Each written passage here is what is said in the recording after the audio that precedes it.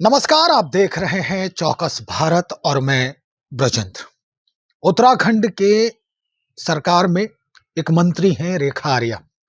उनके पतिदेव ने एक सभा को संबोधित करते हुए बयान दिया है।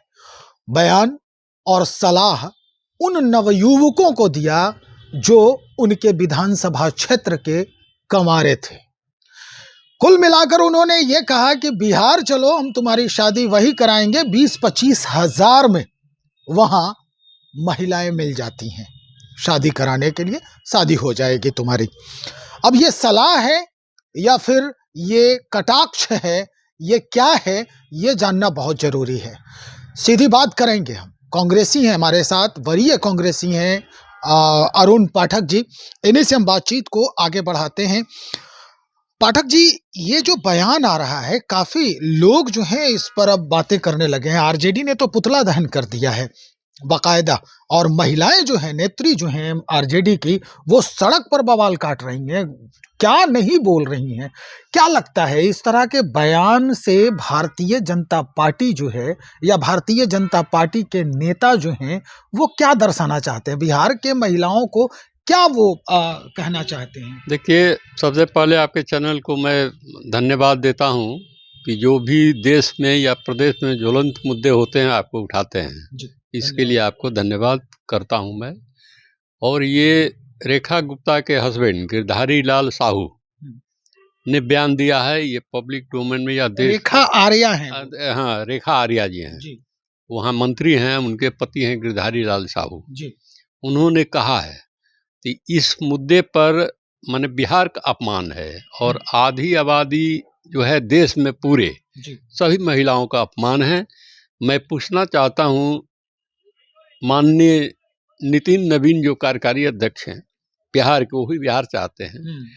माननीय मुख्यमंत्री नीतीश कुमार जी 10,000 रुपया दिए थे बिहार के गरीब महिलाओं को, या यूँ कहिए सभी को, चुनाव से पहले, और उस पर वो 25,000 का ऑफर कर रहा है।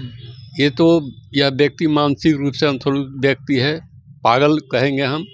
और हम किसी भी डिबेट में और संसदीय शब्दों का इस्तेमाल नहीं करते हैं, लेकिन मैं पहली बार उसको बोल रहा हूँ।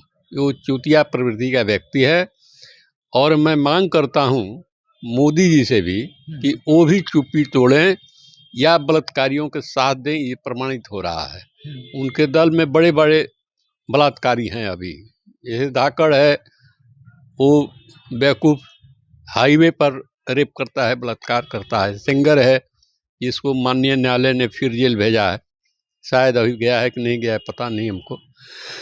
इस पर नवीन जी को संज्ञान लेना चाहिए, क्योंकि वो बिहार से आते हैं और राष्ट्रीय कार्यकारी अध्यक्ष हैं।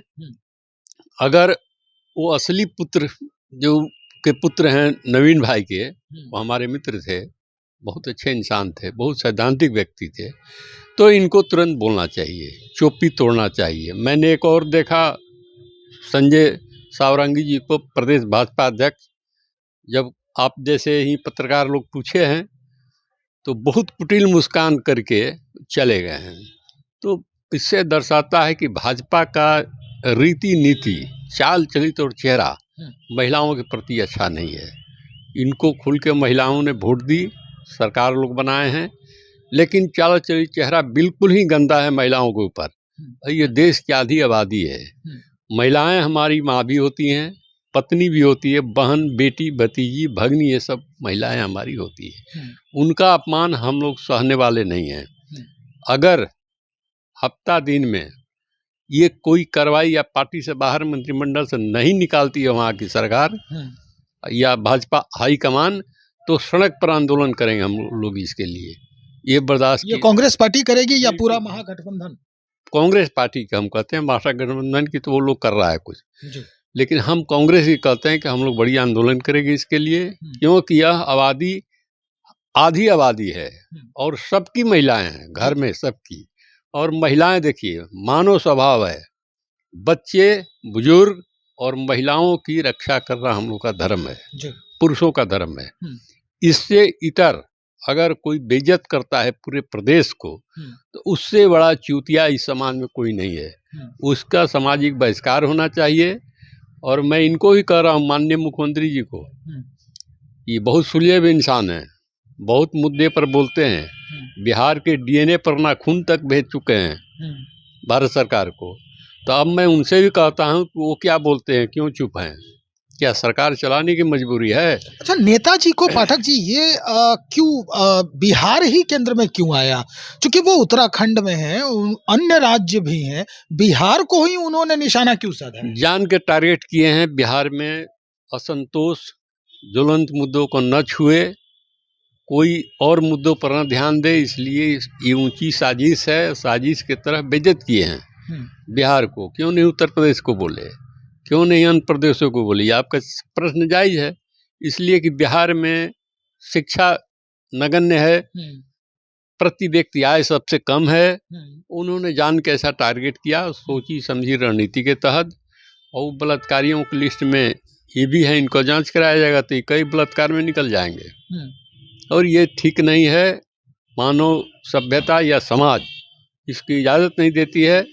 गलत किए हैं, सार्वजनिक माफ़ी मांगे, अन्यथा एक समय आएगा जब बिहार के नौजवान जो है चढ़ के वहाँ बोलेंगे, चढ़ के बोलेंगे। पाठक जी, विडंबना ये है कि बिहार के कई सांसद इस वक्त दिल्ली में हैं, मंत्री भी हैं, लेकिन इस तरह के स्थिति जो बन रहे हैं, तो अब ये क्या कहा जाए उसको? क्योंकि घटक दल में भी लोग हैं जो इस वक्त मंत्री हैं, तो उनके अब हम चिराग पासवान की बात करें तो उन्होंने तो कहा था कि बिहार फर्स्ट, बिहारी फर्स्ट। तो स्थितियां जो है ये अब अनुकूल नहीं है, इस तरह के बयान आ रहे हैं, तो चिराग जी को भी तो संज्ञान लेना चाहिए। माननीय मंत्री हैं चिराग जी, तीन को संज्ञान लेना चाहिए, तीनों को। ये फायर ब्रिगेड जो झटका मांस खाते हैं, माननीय गिरिराज जी, उनको लेना चाहिए। बिहार फर्स्ट, बिहारी फर्स्ट, चिराग जी, इनको भी चुप्पी है। कल 3 बार मैंने उनको दूरभाष किया, इसके लिए फ़ोन किया, कोनो बार फ़ोन रिसीव नहीं हुआ है। और अमित शाह के फायर ब्रिगेड नेता नित्यानंद जी कहाँ हैं? इनको भी बोलना चाहिए। और एक और हैं जुमलेबाज प्रवक्ता, माननीय सांसद रूढ़ी जी, वो भी कहाँ हैं? वो तो बोल नहीं रहे हैं। पटना के माननीय सांसद जो हर मुद्दे पर कटाक्ष करते हैं अपना वैज्ञानिक भाषा में, वो कहाँ है आज? इन सब लोग इसमें दोषी है। ये सब लोग जानबूझ के ऐसा कराते हैं, बिहार को अपमान करते हैं लोग। बिहार का अपमान अब बिहारी नहीं सहेंगे। ये सब लोग बिहारी हैं, अगर ये लोग नहीं आते हैं तो जनता इनका बहिष्कार करेगी, सामाजिक बाइकाट भी किया जाएगा। ये बड़ी आंदोलन की तैयारी कर रहे हैं हम लोग, हफ्ता दिन इंतजार करेंगे, उसके बाद देखिए।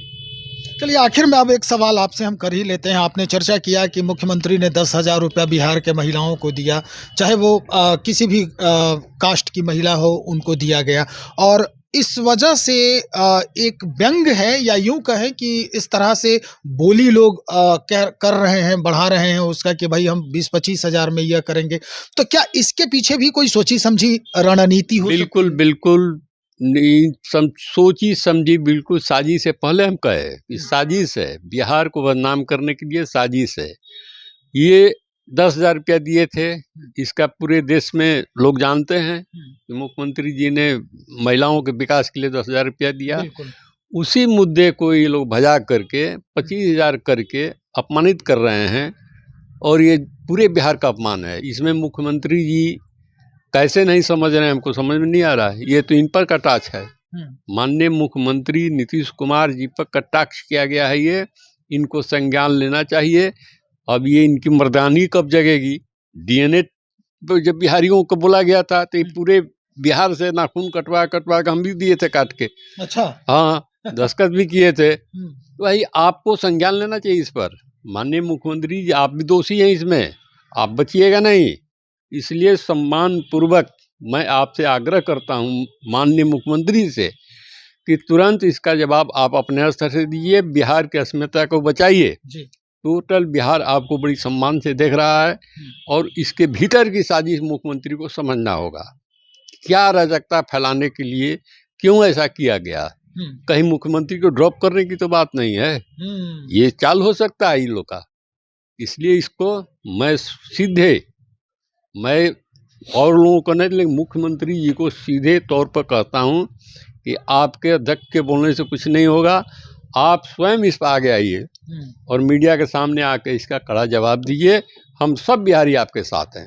जी जी, चलिए, तो बहुत शुक्रिया। अरुण पाठक जी वरीय कांग्रेसी हैं हमारे साथ, और इन मुद्दों पर, इस अभी जो ज्वलंत मुद्दा है, खास करके अगर कहें तो पूरे देश के लिए है, क्योंकि स्त्री के अस्मिता की बात हो रही है, और जिस तरह से बयान आया है उनका, शाह जी का, जो उत्तराखंड के जो मंत्री हैं सरकार में, उनके पतिदेव का, वो इस वक्त काफी जो है वो चर्चा में है।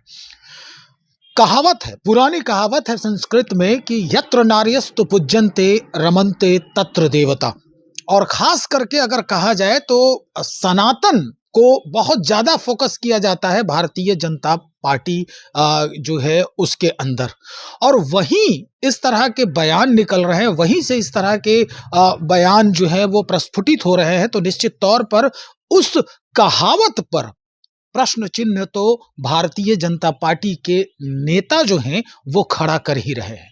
तो चलिए देखते हैं क्या कुछ कार्रवाई होती है उन पर, और किस तरह से उन्हें फिर से जो है संबोधन करने के लिए उन्हें सामने लाने का प्रयास किया जाता है।